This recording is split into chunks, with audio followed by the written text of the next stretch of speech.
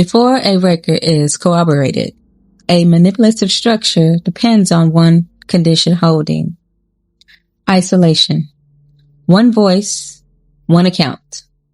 One person left carrying sequence, memory, tone, and consequence alone. That arrangement gives the structure room to do what it does best. Attack delivery, question motive, reframe injury as instability. Turn the witness into the problem so the record never gets examined. This file opens after the condition starts failing. The witness is no longer the only place the truth can be found. Support has entered the record. Let the record reflect. The burden shifted in the previous file.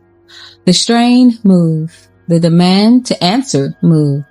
The expectation that one exhausted person keep translating the whole sequence by hand began to break. This file takes the next procedural step. The question before the room is no longer whether the witness can carry the account alone. The question is whether the record now contains independent support for what the witness already said. That is corroboration, not louder accusation, not cleaner presentation, independent support. A statement lines up with a timestamp. A denial collides with deletion. A revised story appears after review begins. The sequence starts holding its own weight. Opening Case File 13, Corroboration. The record gains a second voice. One account can be targeted. A corroborated account changes posture. A manipulative structure can spend months, sometimes years, grinding down one witness. It can call that person bitter, obsessive, dramatic, unstable, vindictive, or confused. It can make the room study tone instead of conduct. It can ask whether the witness is calm enough, polished enough, healed enough, agreeable enough to deserve examination. That is the cruelty of isolation. The truth can be standing in the room the whole time, and people still treat it like a personality issue because only one person is carrying it. Then the record gains a second voice. Sometimes that second voice is a message. Sometimes it's a timestamp. Sometimes it is another person who finally saw enough to stop pretending they did not. And in real life, that shift is not small. The witness has already been punished for telling the truth before support ever arrives. Labeled difficult, called unstable, treated like the disruption instead of the warning. Then support enters. A message supports the timeline. The timeline supports the conduct. The conduct supports the witness. Now the room is no longer staring at one voice in isolation. Now the room is staring at alignment. That is the first break in the structure. The witness no longer has to carry the entire burden of being believed through force of personality. The record starts helping. And that is one of the ugliest truths in the case like this. Many people do not recognize the witness was telling the truth until the truth starts showing up somewhere else they consider safer, cleaner, or easier to trust. Still, once the second voice enters, the file changes. What sounded like one person's complaint starts reading like corroborated sequence. The witness was not wrong early. The room was late. We have operated with complete transparency throughout Versions this entire change process. under review. I don't know anything about that, I swear. Corroboration often appears in the split between one version of events and the version that shows up after review starts. Before scrutiny, the language is usually sharp, plain, certain. The respondent speaks as if comparison will never happen. The story comes out fast. The frame is narrow. The confidence is high. After scrutiny, the language changes. Now the story grows context. Now the edges soften. Now certainty becomes fog. The same person who sounded exact begins widening the frame, introducing qualifiers, retreating into vagueness, and asking the room to tolerate imprecision. That split sits in the record without needing much interpretation. What was said before review looks one way. What gets said after begins to look another. So the room has a clean question in front of it. What changed? Who changed it? Why did that change arrive only after contradiction entered the room? Variance under review is not a mood problem. It is a record problem. Once the room sees variance, the witness is no longer standing there alone trying to explain shift. The shift is visible on its own. Cleanup enters the record.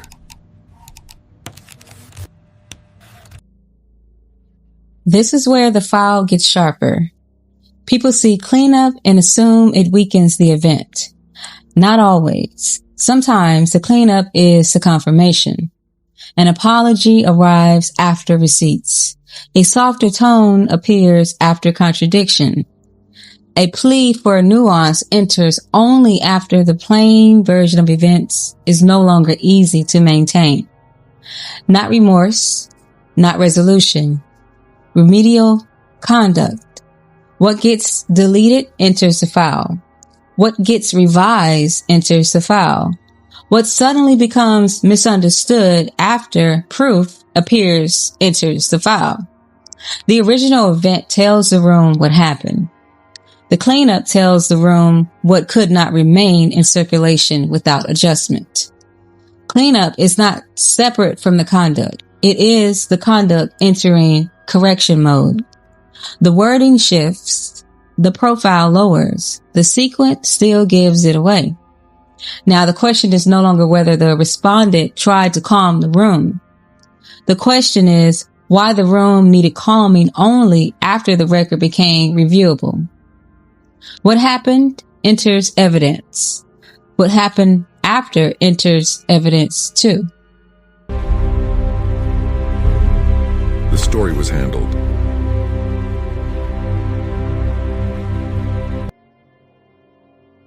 Corroboration is not limited to the core event. It also lives in the handling around the event. Who saw the original version? Who passed it forward? Who softened it? Who brought the cleanup version back into circulation? That is record handling. A coordinated structure rarely runs on one voice alone. One person pressures, another reframes, another buys time, another enters as the responsible one, the reasonable one. Another translates obvious injury into miscommunication while the structure regains footing. The record does not only preserve conduct, it preserves custody. How the story moved, who carried it, who adjusted it, who tried to stabilize it after contradiction entered the room. So the room is no longer looking at a story that simply drifted. The room is looking at a story that was handled. Not confusion, not accident, handling. That distinction is cold, but it is clean. Once the record shows management, innocence gets harder to perform. Insider confirmation enters. Corroboration gets colder when support comes from inside the structure itself. Not rumor, not speculation, access.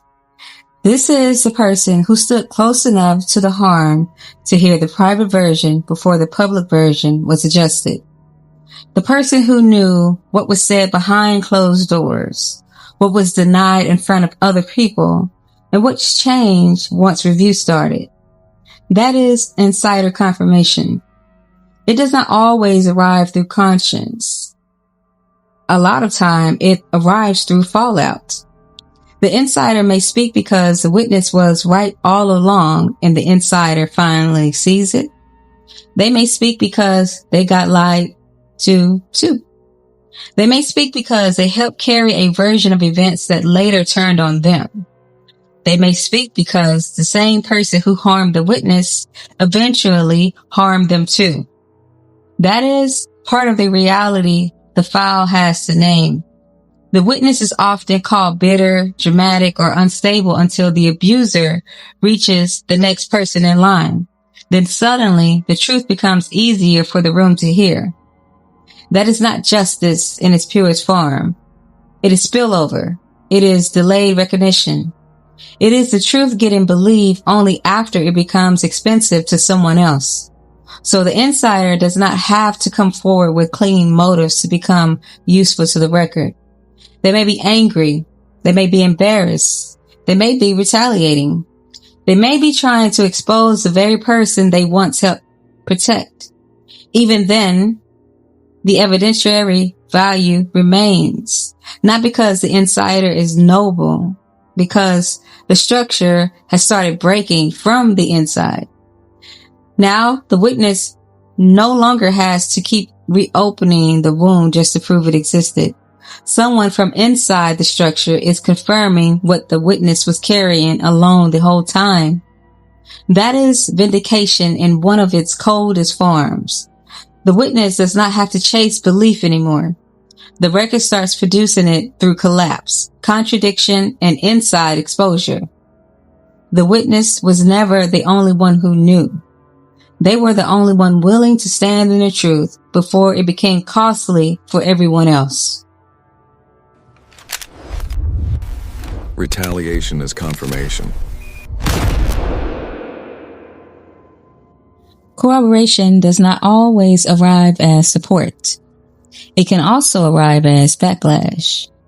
The scramble after exposure belongs in the record. The pressure campaign belongs in the record. The sudden effort to discredit the witness belongs in the record.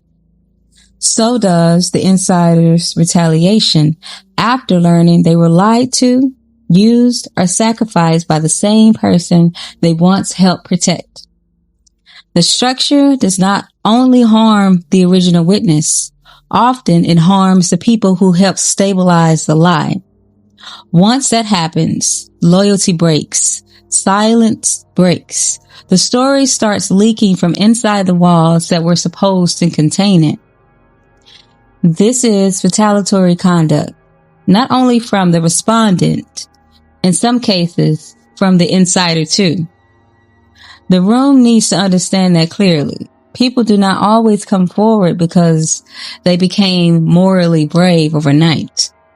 A lot of them come forward because the abuse finally reached them. Others come forward because they were made to carry a lie, then got discarded once the lie became harder to hold. That does not erase what they helped do. It does explain why the truth starts moving. Now the witness's account no longer sits alone. The exposure spreads, the silence fractures. The structure starts confirming itself through its own fallout.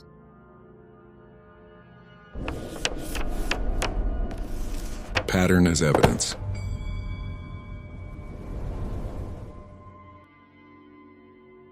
By this stage, the room is no longer evaluating one isolated event in a vacuum. It is evaluating the structure that produced the event, handled the event, revised the event, and reacted to review of the event. That is pattern evidence, not branding, not self-description, pattern. What repeats?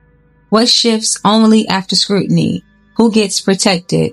Who absorbs the cost? Where the fog appears, where precision disappears, pattern narrows interpretation. Anyone can describe themselves as hurt, stressed, human, misunderstood, or overwhelmed.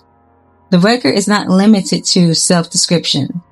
The record tracks direction. Where does pressure land? Who benefits from confusion? Who gets framed as excessive for naming what the sequence already shows? This is where the file stops asking who sounds better and starts asking what pattern the conduct keeps serving. That is character evidence in case file form, not who someone claims to be, who the record keeps revealing under pressure. Convergence on the record.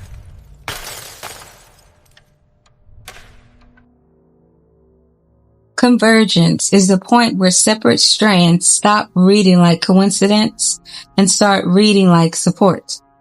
The witness says one thing. The timeline supports it. The revision support it. The handling supports it. The insider supports enters. The reaction supports it too. This is convergence, not a perfect witness, not a perfect room. A record that keeps arriving at the same conclusion from more than one entry point. And in real life, this is the moment the lie starts losing clean places to stand. Too many people have seen part of it. Too many versions exist. Too much handling has already been exposed. Too much fallout is now on the record. At that stage, denial does not disappear. It changes form. It stops sounding like doubt. It starts sounding like maintenance. This is what people need to understand. Convergence does not mean everyone suddenly becomes honest. It means the structure can no longer keep the truth confined to one exhausted person. Now, the witness does not have to explain every wound from the beginning again. Now the record can survive even if the witness goes quiet. Now the truth has too many points of contact to be buried as easily as before. Charm can pressure one voice. It has a harder time neutralizing convergence. The room may still delay. The room may still hedge. The room may still protect its own comfort. Even then, the posture has changed. The file no longer depends on isolated testimony surviving attack. It survives through corroborated convergence. That is not full justice. It is something colder. The moment the truth no longer needs permission to keep standing. This is not final ruling. This is the threshold before ruling becomes easier to justify out loud. Posture of record accounting required. Let the record reflect. This file does not close on accusation. It closes on confirmation. What was dismissed when carried by one person becomes harder to dismiss when the record starts lining up on its own. When the private version breaks containment, when the handling shows, when the reaction tells on the event. That is the turn in this file. Not repair, not redemption, confirmation. The room may still delay. The room may still protect its favorites. The room may still act like supported truth is somehow still up for personality review. Even so, something has already been lost. The structure no longer has exclusive control over the story it was trying to manage. That is what corroboration changes. It takes what was easiest to deny in isolation and puts it in company. Now the account has to stand by itself. Now the denials do not stand by themselves either. And once that happens, confusion stops sounding innocent. Silence stops sounding neutral. Delay stops sounding procedural. Directive. Stop asking whether the witness can tell it better. Start asking why so many parts of the record are landing in the same place. Start asking what had to be softened, who had to be quiet, and why the truth became easier to hear only after it spread. Case posture update. Corroboration established. Installation breach. Exposure is no longer contained. Case file 13, corroboration. Status, confirm beyond isolation. What was easiest to deny alone is no longer alone. I am Woofy. Welcome to the Resistance.